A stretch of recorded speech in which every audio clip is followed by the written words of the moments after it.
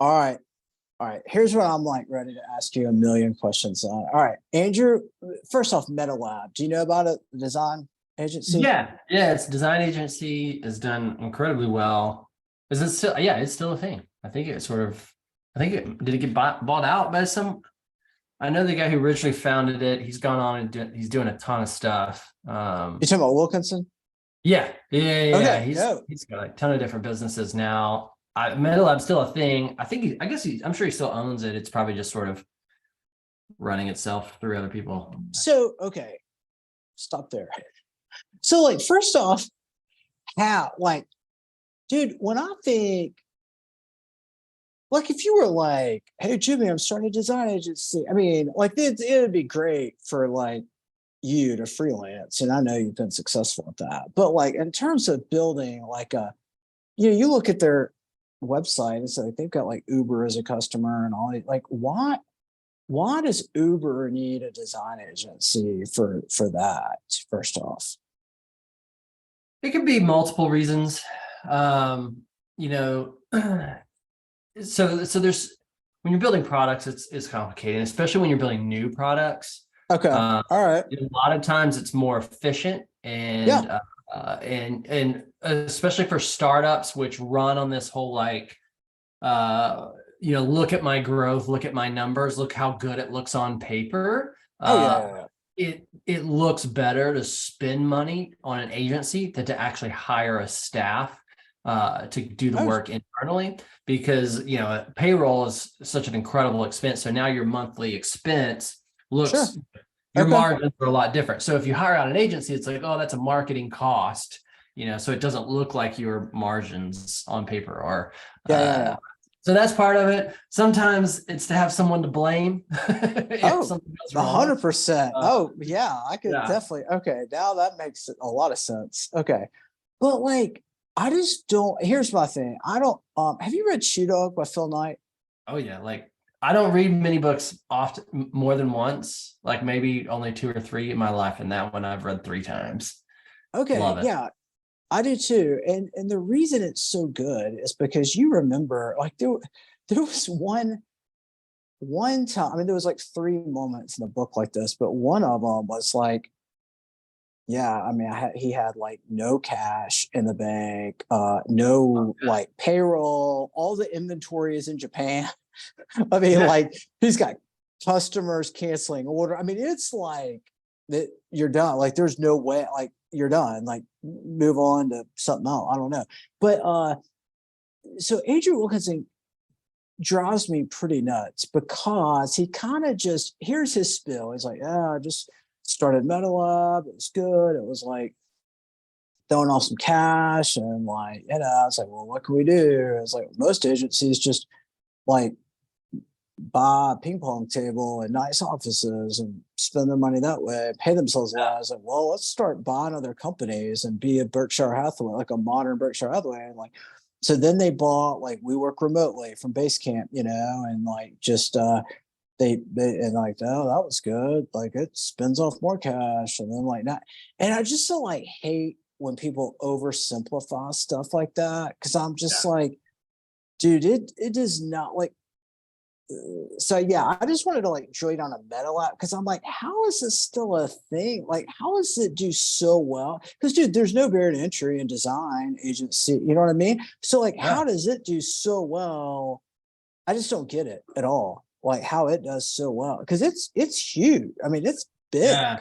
I mean, it's all margin. Like it's Yeah. insane how much these. I'll never forget the first job I had. I worked at an agency, and I was working. I was like mid-level designer, and I remember looking through the project brief that was created for the client because I was trying to dig in and learn about the project because I knew it was assigned to it. But I looked at what we were charging the client, and I Yeah. knew I was going to do 99% of the work for this Oh, entire project. And I yeah. knew what I got paid. And I looked at what they were charging the client, and I was like, that's like $100 an hour more.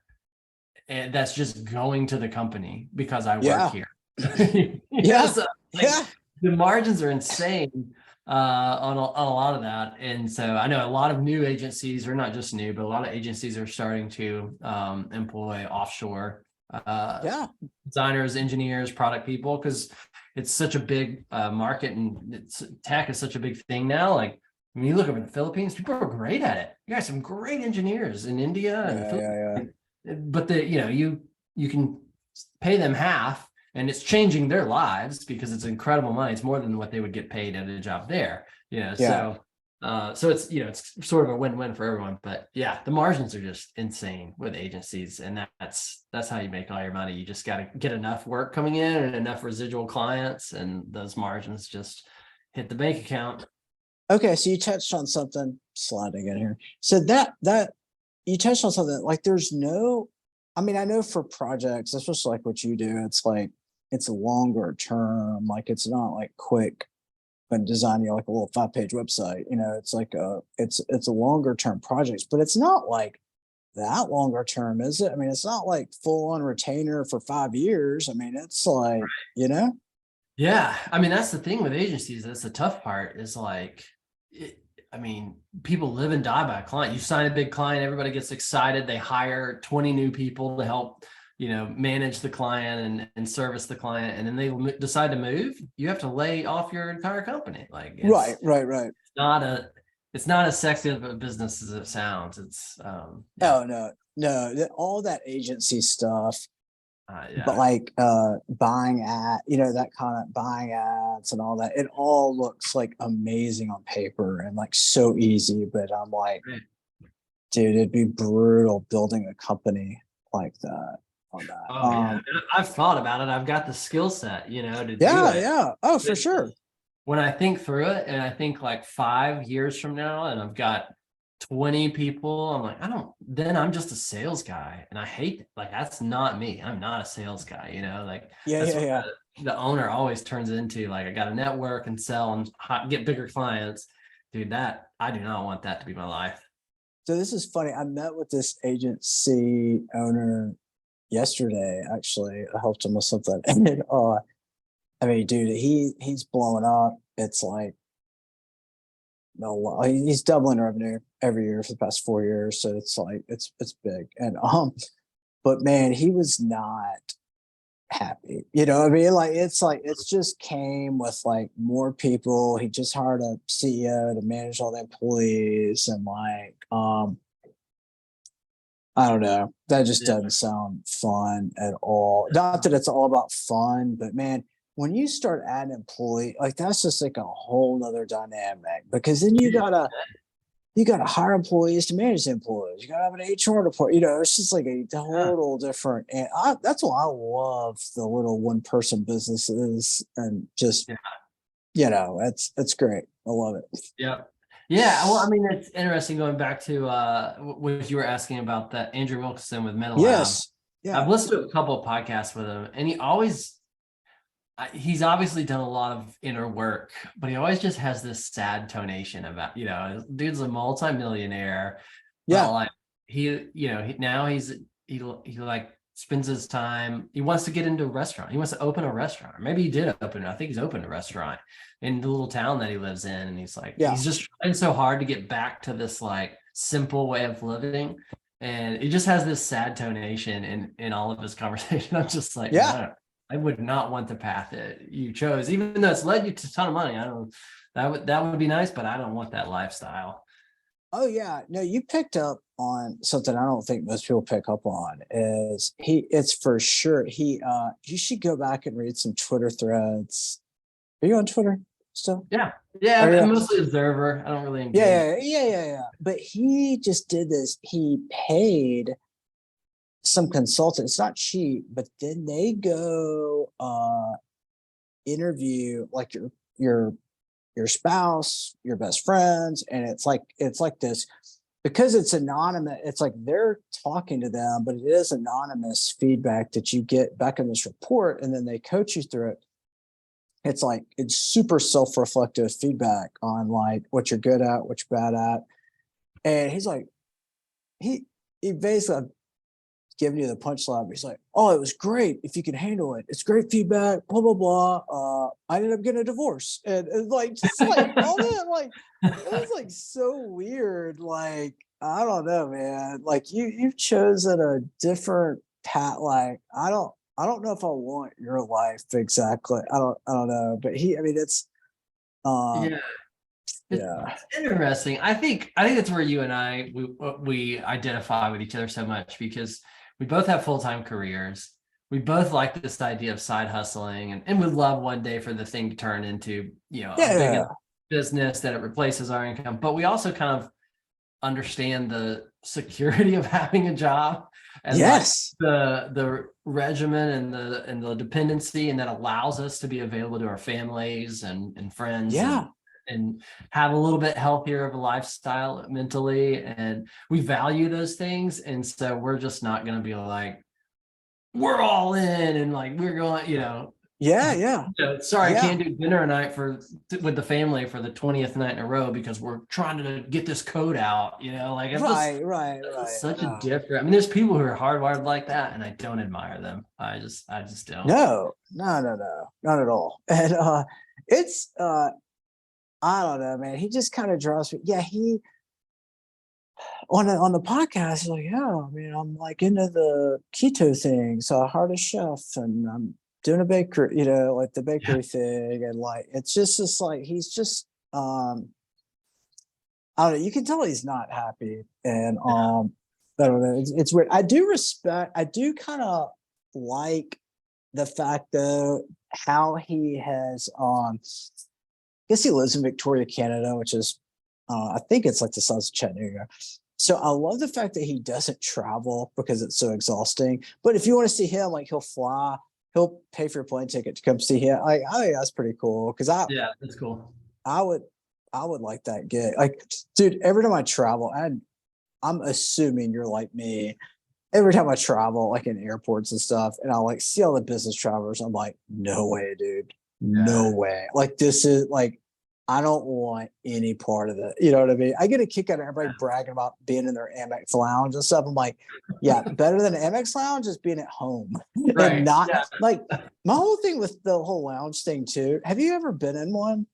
No, I haven't. I I've know seen I them, haven't. but yeah, Yeah, I haven't either. It's like it's funny just the people that brag about, it's like, oh, it's free food and whatever. It's like, dude, when I'm in an airport, my whole goal is to get out. Like, you know what I yeah, mean? Like, I want to minimize. Like, I don't care if it's an uncomfortable seat waiting on my airplane for 10 minutes. Like, I'll just take it. Like, I don't need to wait in line, wait 30 minutes to get into the Amex Centurion Lounge, and I pay them $1,000 annual fee for it. I'm like, I'm out, dude. I don't want any part of this. right. Yeah, Yeah. I don't even like to eat when I travel, anyways, because my body freaks Gross. out, and it's like it Yeah. starts, it starts like backing up. I'm like, whoa, whoa, whoa, we're not safe, so we're not gonna let anything out for a while. I don't want Totally. to Oh put yeah. stuff on top of that. Oh yeah. No, in on now, like I've just seen pictures of people post it. Like it's like, yeah, it's like free food. It's like, dude, it's like buffet food. It's like fruit that's just like out in the open. Like, dude, anything in the airport, it's like not Yeah, clean. no way. I laugh so hard every time I see airport sushi. I'm like, that's Yeah, just how no is way. this a thing? Like for any like how is this passing any kind of health inspection right here? Yeah, yeah, it's so true, Oh, man. man. Good Uh, stuff.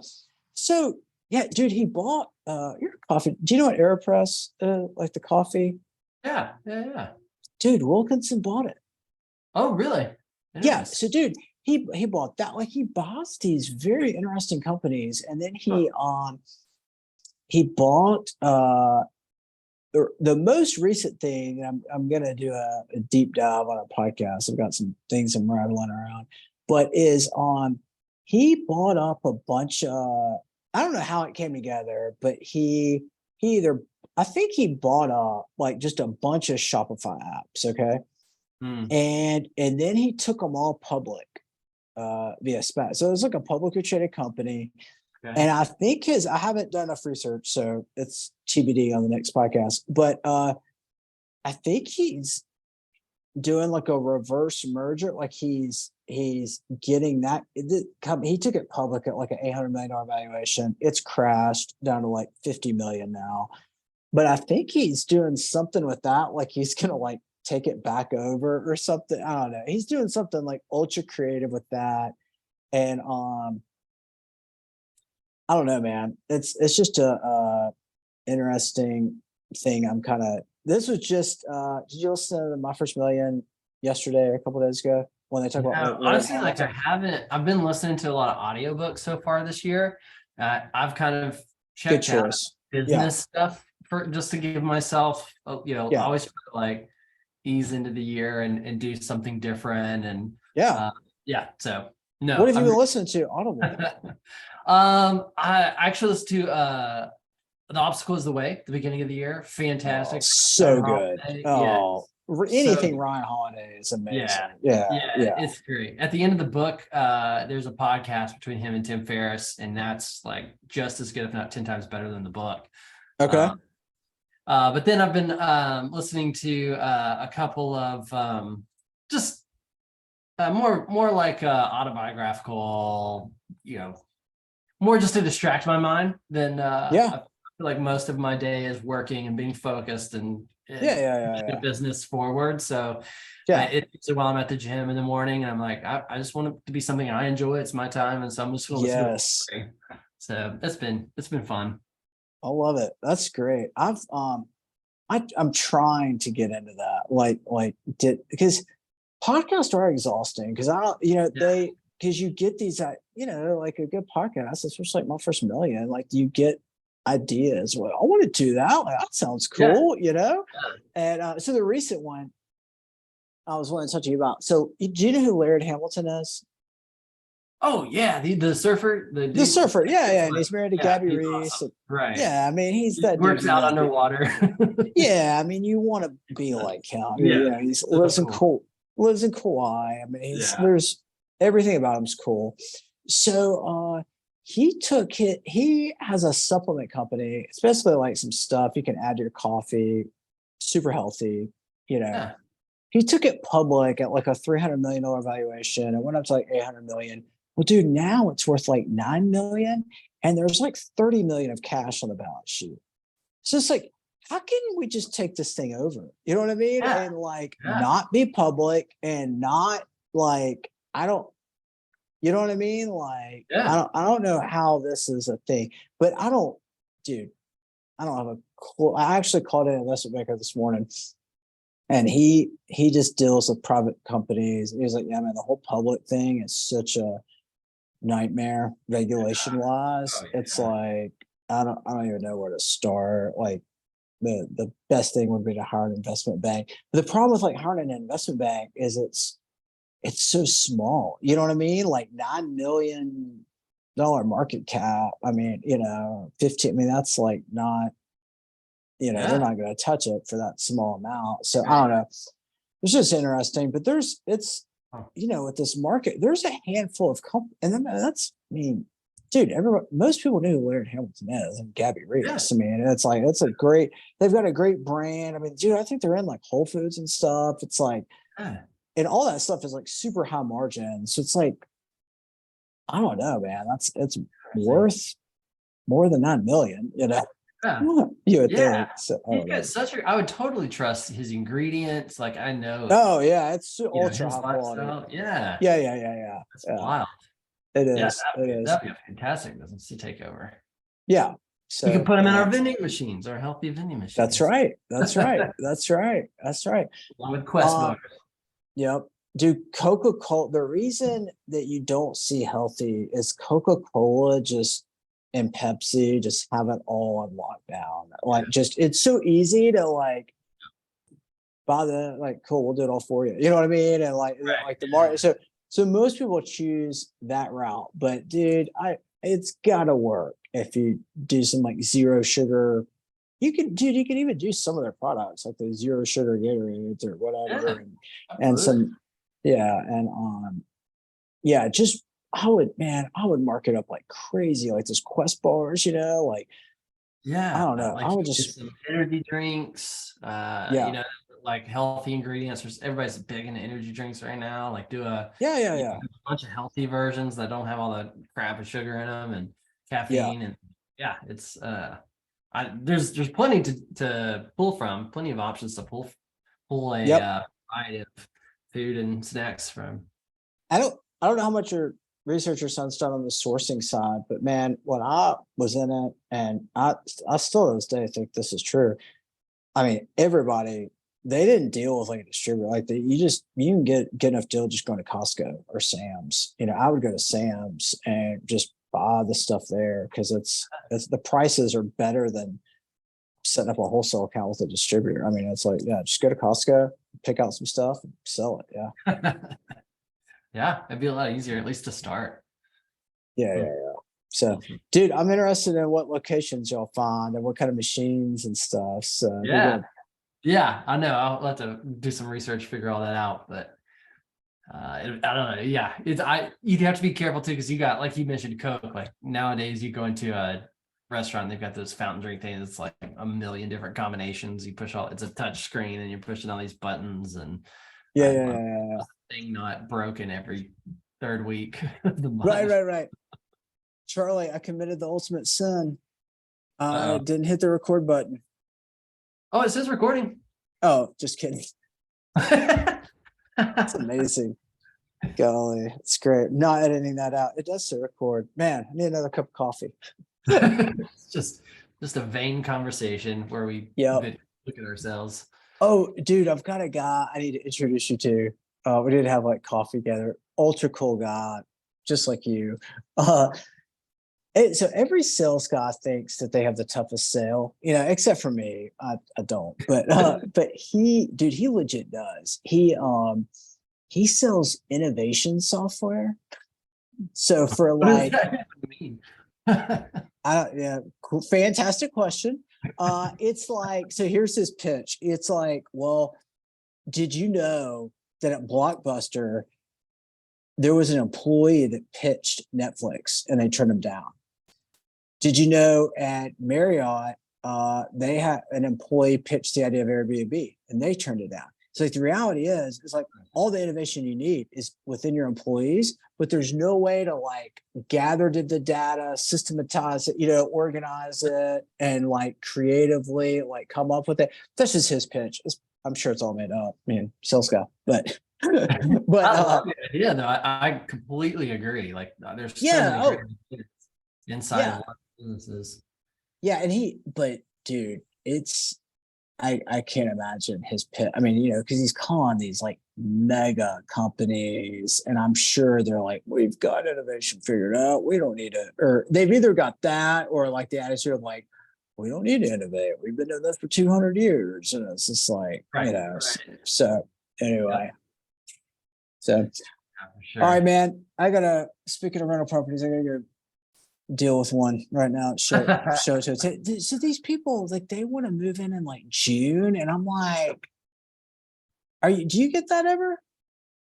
Not that far out. There's been one time I had a month and a half, but that's like, no, dude, people want to see this in like August, and I refuse to show it to them. I'm like, no, like, just what? Like, what do you want me to do? Like, hold it vacant for you till August? Like, what? It's dude, I'm telling you, man, people are like so crazy. So crazy. It's so weird. Wow, so, dude, good to catch up, man. Yeah, man. Let's get together in person soon. Grab some lunch. Now it's getting good golf weather. Need to get up on little 9 holes, mark some moon action.